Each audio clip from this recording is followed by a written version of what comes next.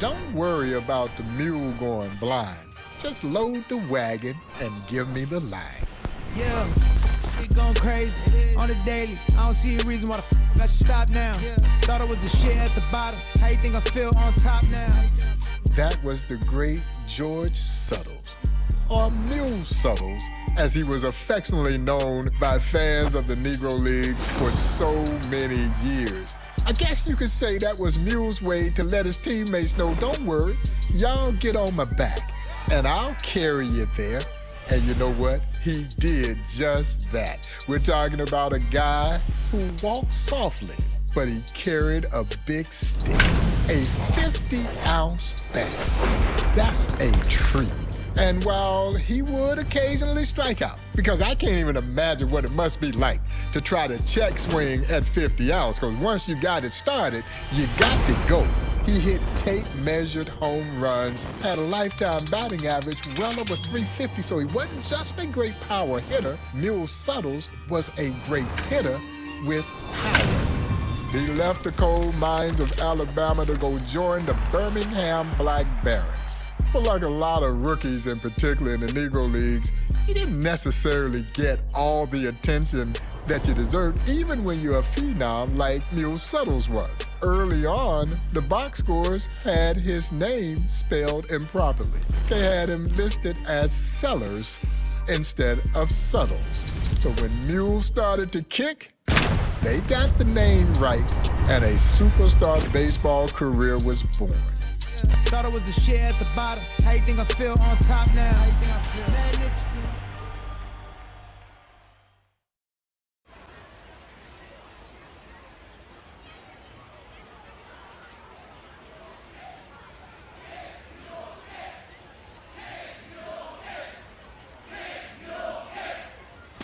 And with runners on first and second and one gone, here's the slugger, Mule Suttles.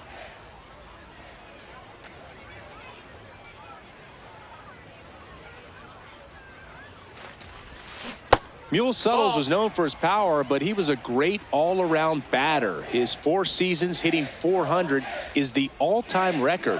The only other players to even do it 3 times since 1901, Ty Cobb, Josh Gibson, Rogers Hornsby, and Oscar Charleston. Relay to second, the tag, and they cut him down going for 2.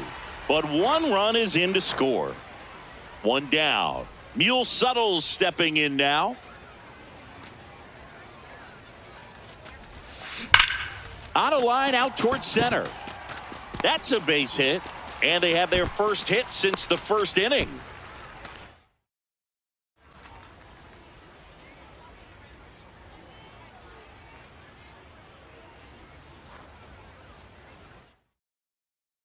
Here comes Mule Suttles with the bases loaded and nobody out.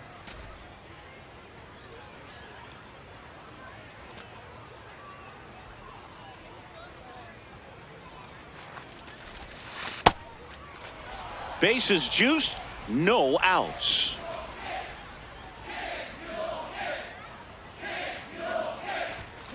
Yeah, that's fouled off. To give you an idea of the kind of power Mule Suttles was working with, 4-time All-Star Wally Berger said he hit towering smashes like Babe Ruth. Pretty nice comp.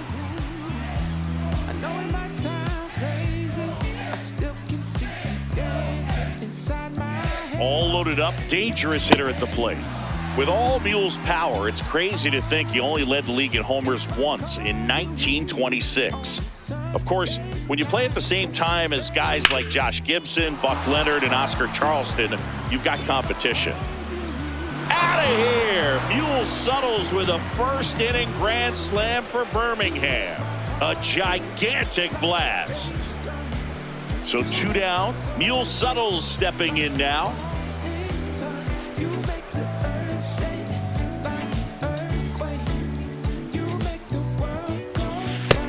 That's the ball.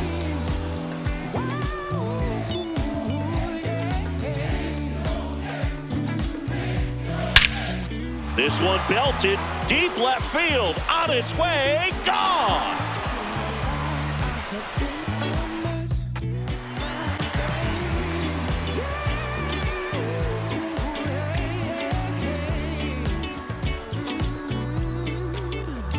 Stepping in, Teddy Taylor.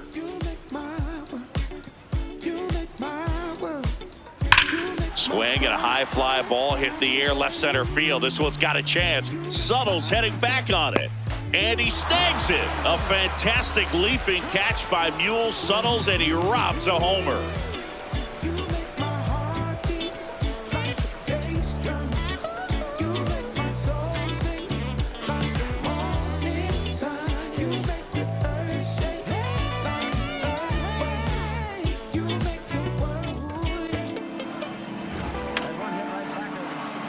I think one of the things that have oftentimes been misconstrued as it relates to the Negro Leagues is that they played against lesser competition. Well, that's absolutely not true. Within their own league, they were playing some of the best baseball that could be played. But they also played a number of exhibition games against major league teams or major league all-star teams. And in those games, Mule Suttles dominated. In an exhibition game against major leaguers Big Jim Weaver asked shortstop Leo DeRocher how to pitch to the big slugger, and DeRocher answered, "Just pitch and pray." When Mule Suttles would come to the plate, fans would start to chant, "Kick, Mule, kick." They wanted to see their Mule Suttles do something special, and more times than not, he did. In the winters before and after the 1929 season, Mule Suttles played in Cuba, and he hit one of the legendary home runs of all time. A ball that sailed over 500 feet and landed in the ocean there in Cuba.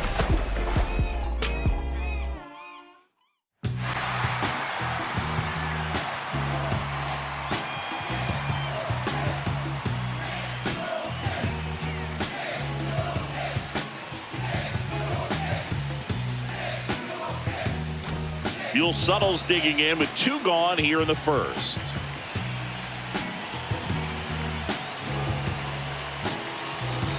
Swung out and crushed. Way back to center and sailing clear out of the stadium. A tremendous homer for Mule Suttles. A 2-run shot, and it gives them the lead in the first. It's 2-0.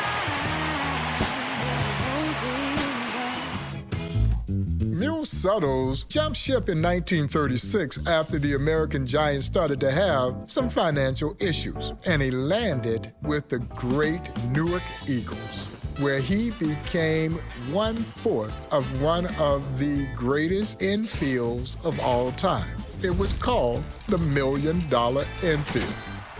They were dynamite.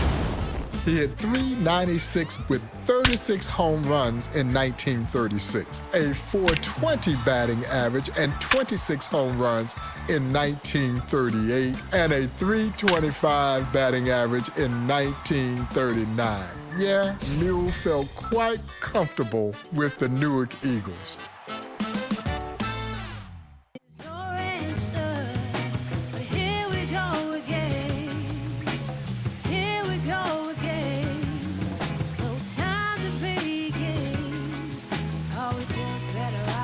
Early chance for Newark with Mule Suttles to the plate and runners at first and second.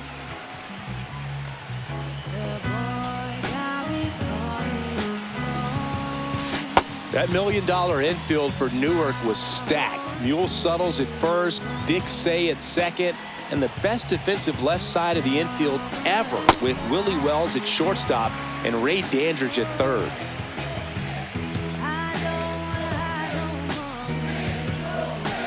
Two on, 1 out. That pitch clips the outside corner. 1-2.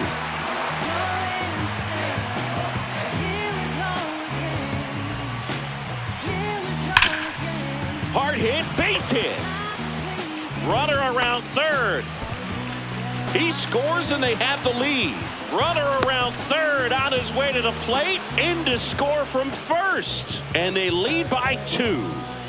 Here's Mule again. He doubled earlier.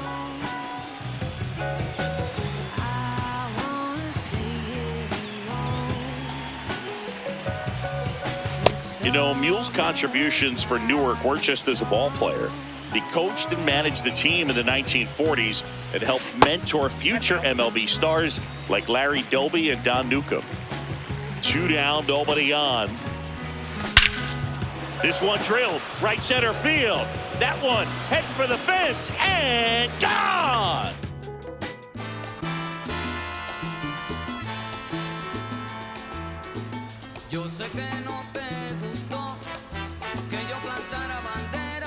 Bases loaded, nobody out, and Mule Suttles to the dish against Leroy Matlock.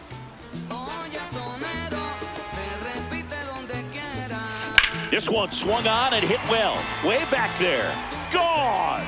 Mule Suttles hammers a grand slam for the Eagles.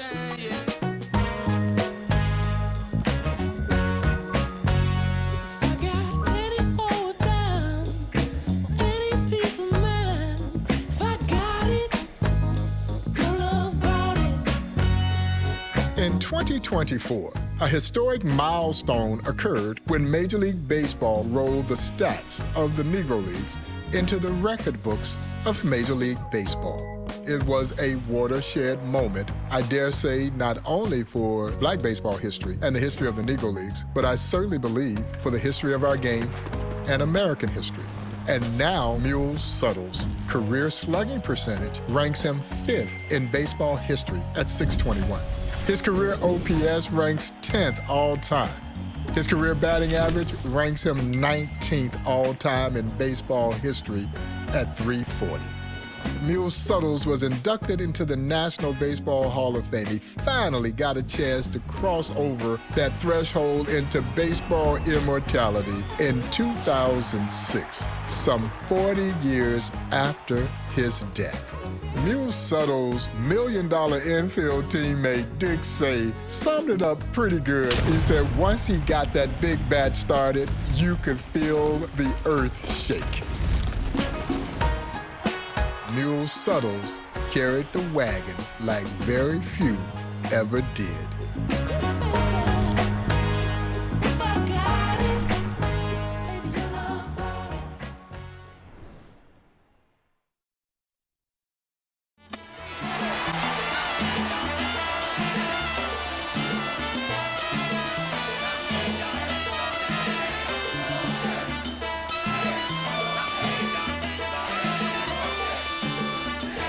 Runners in the corners here, 1 away. Mule Suttles, and a dangerous hitter coming to the plate. That one is absolutely belted, carrying well. Pulls it in on the warning track. Here comes the runner from third, and they'll score first. It's 1-0.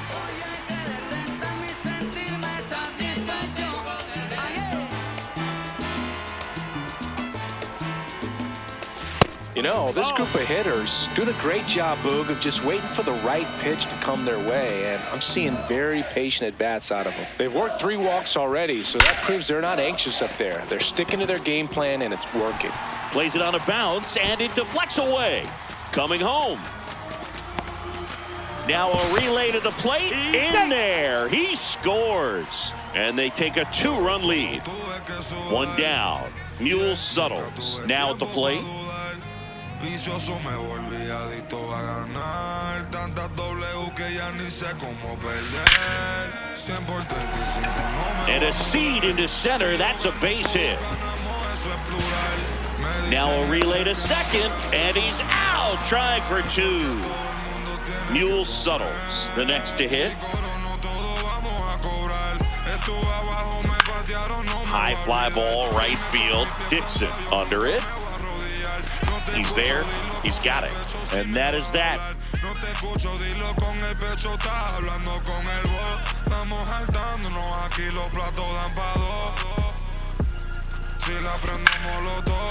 Laser to the gap, should score the run. Rounds third, headed for the plate. In comes the run from second.